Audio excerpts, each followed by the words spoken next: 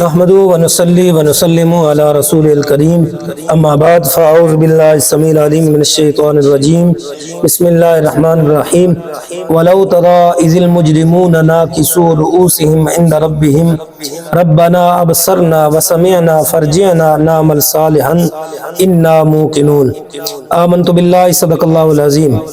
درود پاک پڑھیے۔ الصلاۃ والسلام علیک یا سیدی یا رسول اللہ وعلی آلک و اصحابک یا حبیب اللہ۔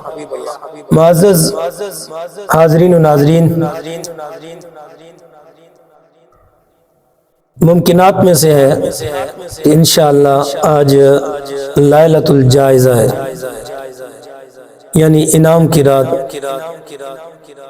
آثار یہی بتاتے ہیں۔ بہرحال 29 روزے رکھ کر ہم جس مقام پر پہنچے ہیں، آج اس بات کا جائزہ ہم نے لینے کی کوشش کرنی ہے، ہم نے کیا کھویا کیا پایا۔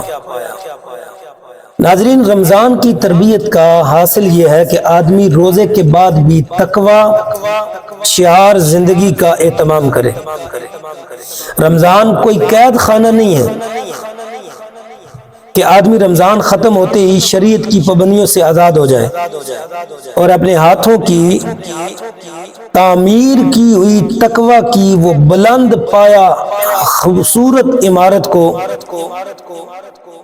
آنن فانن ڈھا دے، بلکہ رمضان کا مہینہ ایک ایسی تربیت ہے جس کا واقعی فائدہ رمضان کے بعد ظاہر ہوتا ہے۔ لہذا ایک مسلمان جہاں رمضان کو صحیح طور پر گزارنے کا خواہش مند ہو، وہیں رمضان کے بعد اپنی زندگی کو پہلے سے بہتر بنانے کا عزم بھی اپنے دل میں رکھتا ہوں۔ آئیے رمضان سے حاصل شدہ بعض اسباق پر غور کرتے ہیں اور رمضان کے بعد آنے والی زندگی کے لیے کچھ عزائم کرتے ہیں۔ نمبر 1، محاسبہ کرتے ہوئے وقت کی قدر کا احساس کرنا ہے۔ رمضان کے ختم ہوتے ہی اکثر لوگوں کو اس چیز کا شدید احساس ہوتا ہے کہ رمضان کا مہینہ اور آیا چلا گیا۔ یہ کل ہم استقبال رمضان کے لیے تیار تھے اور آج رمضان ختم بھی ہو گیا۔ بہت سے لوگ اس مہینہ کے خاتمہ پر افسوس، ندامت اور حسرت کا اظہار کرتے ہوئے دکھائی دیتے ہیں کہ کاش ہم اس مہینہ سے بھرپور فائدہ اٹھاتے، کاش ہم اپنے وقت کو ضائع نہ کرتے، عبادات کا اہتمام کرنے والے بھی اسی احساس سے جرم میں مبتلا نظر آتے ہیں۔ ایک تو ہے نا کہ جس نے عبادت کوئی معمولی سی کی، روزہ رکھ لیا بس اتنا سا، لیکن جنہوں نے شب و روز محنت کی ہے وہ بھی اسی احساس میں گھرے نظر آتے ہیں کہ کاش ہم اپنے اوقات کو مزید بہتر تنظیم کرتے۔ اس مہینہ کی برکات سے خوب مستفید ہوتے ہیں، لیکن ہماری نادانیاں ہیں کہ ہم ان نادانیوں میں اپنا وقت صرف کر دیتے ہیں، احساس تک نہیں ہوتا۔ رمضان کا خاتمہ زندگی کی قدر سمجھاتا ہے کہ زندگی کیسے گزارنی ہے، وہ زندگی کے خاتمہ کو یاد دلاتا ہے کہ جس طرح رمضان تیزی سے نکل گیا ہے نا، اسی طرح یہ زندگی بھی بس آئی گئی، تیزی سے گزرتی جا رہی ہے۔ ابھی کل کو ہم چھوٹے بچے تھے، لیکن آج الحمدللہ کوئی جوان نظر آتا ہے، کوئی بڑھاپے میں چلا گیا۔ کل کو یہ تیاریاں ہو رہی تھی کہ مجھے اچھی نوکری ملے گی، بچے ہوں گے، اچھا پڑھاؤں گا لکھاؤں گا، اچھا سیٹل ہو جاؤں گا، اچھا گھر بناؤں گا۔ آج وہ بوڑھا ہو گیا، اس کے بال سفید ہو چکے ہیں، اور آج شاید ہی اپنی اولاد بھی اس کی کوئی قدر کر رہی ہو، اس کی قدر بھی تو ختم ہو چکی ہے۔ لیکن رمضان کا یہ 30 روزہ 29 روزہ یہ جو پریکٹس انسان کی گزری ہے، یہ مہینہ اس بات کا پتہ دیتا ہے کہ قدر کرو اپنی زندگی کی، کہ جس زندگی کو تم بھلائے بیٹھے ہو، آنے والی زندگی کی طرف لے جانے والا یہ ایک سفر ہے، یہ منزل نہیں ہے۔ جس منزل تک تم نے پہنچنا ہے جس کا کوئی پتہ نہیں۔ دنیا کے ہر سفر کی کوئی نہ کوئی حد ہوتی ہے، منزل ہوتی ہے، اور پہلے سے تعین ہوتا ہے اس کا، پہلے سے اس کی حد مقرر ہوتی ہے کہ آج میں یہاں سے چلوں گا، میں کراچی جاؤں گا، میں لاہور جاؤں گا، میں اسلام آباد جاؤں گا، میں مری جاؤں گا، یا حد ہوگی کسی ملک میں جاؤں گا، کسی اور ملک کو ٹریول کروں گا، اور اس سفر کی حد مقرر ہے۔ واحد زندگی کا سفر ہے جس کے سفر کا تو پتہ ہے، منزل کی حد متعین نہیں ہے۔ البتہ بتا دیا گیا ہے کہ جب کبھی موت آئے گی تم اپنی منزل تک پہنچ جاؤ گے۔ لیکن ہم ریل گاڑی پہ سفر کرتے ہیں تو ہمیں بتلایا جاتا ہے کہ اتنے اسٹیشن راستے میں آئیں گے، جب فلاں اسٹیشن آئے گا، وہ کب آئے گا یہ تو سفر ہی بتائے گا، تو جب وہ اسٹیشن آئے گا، لیکن آئے گا تو صحیح ہے، اس کی بھی حد مقرر ہے۔ اسی طرح یہ زندگی کا اسٹیشن موت جو ہے، یہ موت والا اسٹیشن جب آئے گا تو زندگی کا خاتمہ ہو جائے گا۔ رمضان مبارک آیا، عید کا دن آیا، چاند کے طلوع ہوتے ہی رمضان کا خاتمہ ہو گیا۔ تو اب قدر کرنے والے، جو احساس کرنے والے ہیں، وہ ندامت کے مارے ہاتھ مل رہے ہیں کہ کاش ہم اس کی قدر کر لیتے۔ رمضان کا ختم ہو جانا افسوس اور ندامت کا سبب بنا۔ اسی طرح زندگی اس قیمتی موقع کو ضائع کرنے والے بھی آخرت میں افسوس کرتے دکھائی دیتے ہیں، لیکن اس وقت ان کی حسرت و ندامت بے قیمت ہو کر رہ جاتی ہے۔ وہ ایک اور موقع اللہ سے مانگیں گے لیکن انہیں کوئی موقع نہیں دیا جائے گا۔ پتہ نہیں زندگی میں اگلا رمضان میسر ہو کہ نہ ہو۔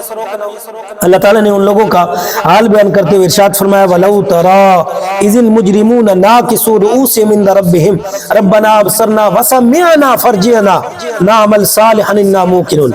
ارشاد فرمایا کاش کہ تم مجرموں کا حال دیکھتے جب وہ اپنے رب کے سامنے سر جھکائے کھڑے ہوں۔ وہ کہیں گے اے ہمارے رب، ہم نے دیکھ لیا، سن لیا، بس تو ہمیں واپس بھیج دیتا کہ ہم نیک عمل کریں۔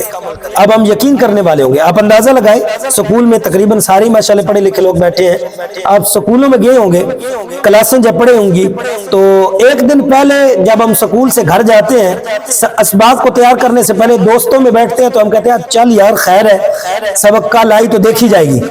لیکن جب کلاس میں جاتے ہیں تو زے قسمت کہ جس استاد کا پتہ چلا تھا کہ کل یہ چھٹی پر ہوگا وہی کلاس میں آیا سب سے پہلے، اور مشکل ترین پیریڈ ہے اس کا۔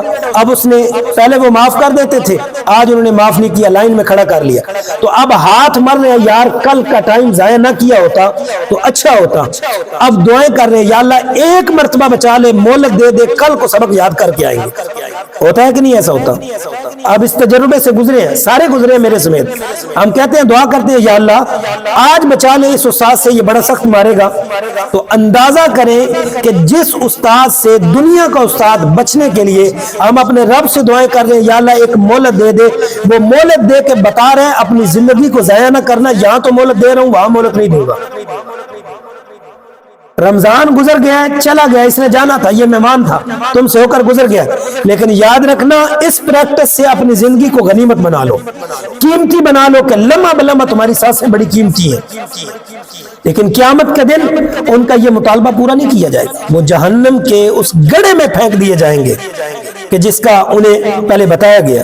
آدمی کو چاہیے کہ وہ اس سے عبرت حاصل کرے۔ نمبر 2، نیک اعمال پر ہمیشگی اختیار کرنا۔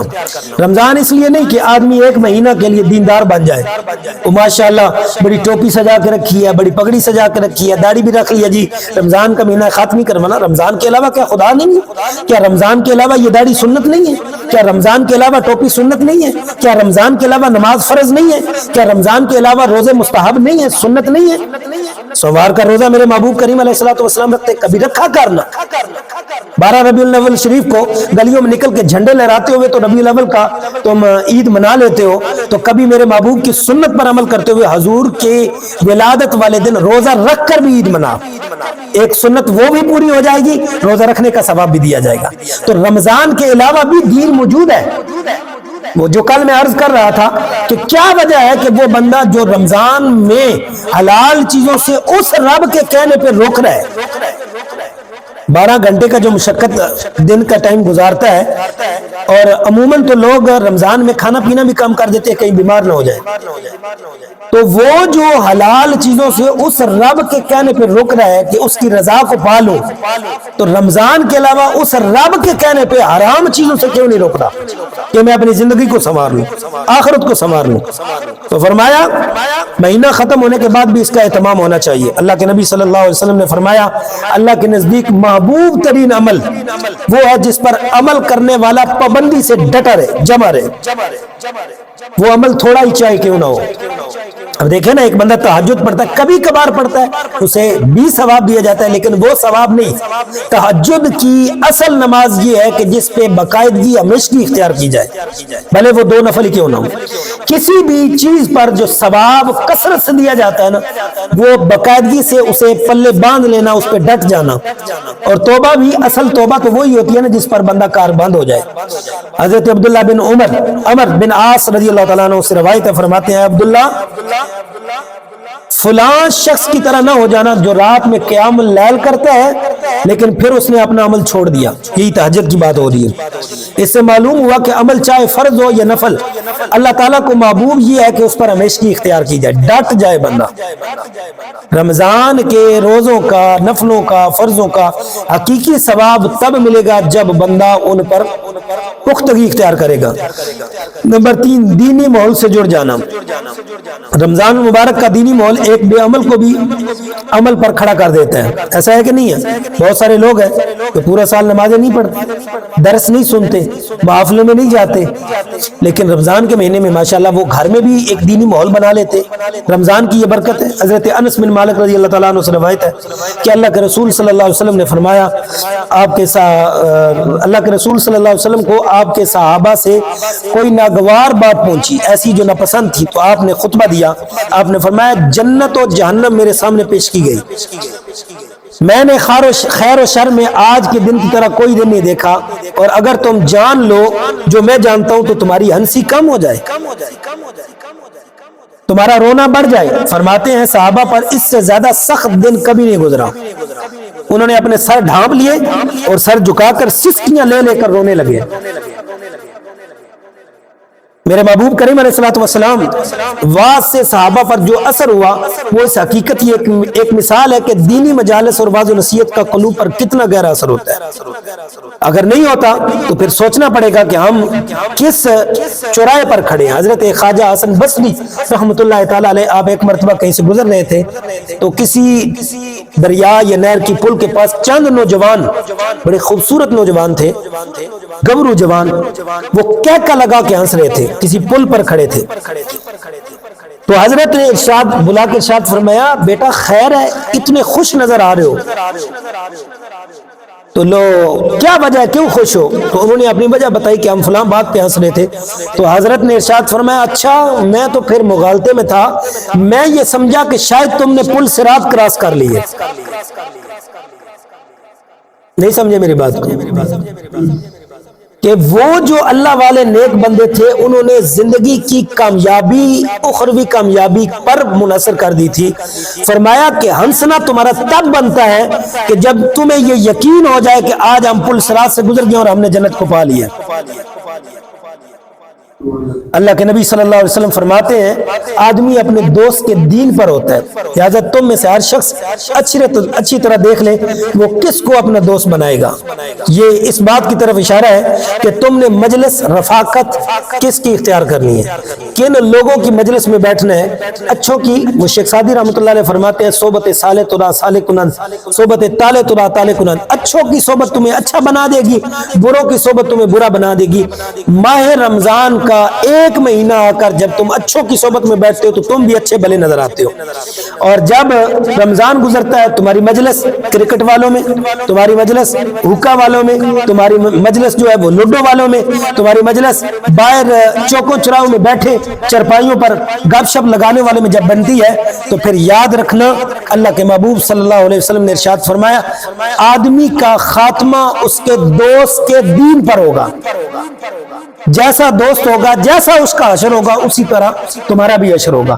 آئیے اپنے رب کے حضور دعا کرتے ہیں کہ اللہ رب العزت اس ماہ رمضان مبارک کو ہمارے لیے ہدایت کا سبب بنائے۔